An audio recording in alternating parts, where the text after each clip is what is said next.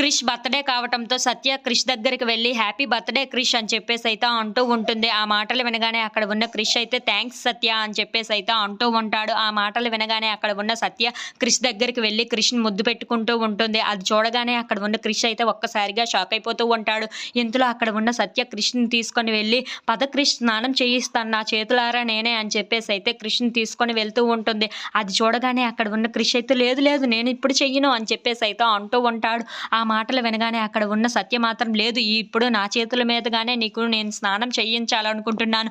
పద అని చెప్పి అక్కడ కూర్చొని పెట్టి తన చేతులతో స్నానం చేయిస్తూ ఉంటుంది. అది చూడగానే అక్కడ ఉన్న క్రిష్ అయితే చాలా సంతోషిస్తూ ఉంటాడు. ఇంతలో క్రిష్‌ని బయలుదేరమని కిందకి దిగుతూ ఉంటుంది. అది చూసిన మహదేవయ్య అయితే ఏంటి నీ కోరిక కోసం నీ మొగుడికి చెప్పావా? అదే నీ ఎర్రి మొగుడికి చెప్పావా? ఆ కోరిక గాని వినగానే నీ ఎర్రి మొగుడు ఏమంటాడో తెలుసా?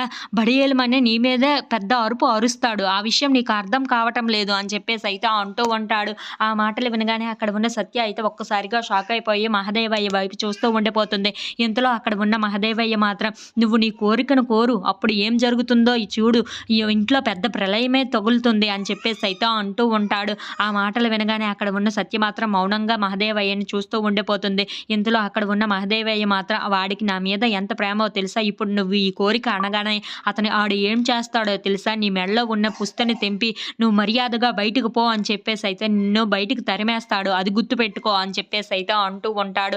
ఇంతలో అక్కడ ఉన్న సత్య మాత్రం మౌనంగా వింటూ ఉండిపోతుంది. అక్కడ ఉన్న మహదేవయ్య మాత్రం ఏం జరుగుతుందో తెలుసా? ఇదే ఆఖరిగా జరుగుతుంది అని చెప్పేసైతే సత్యాన్ని బెదిరిస్తూ ఉంటాడు. If you like this video please like, share and subscribe.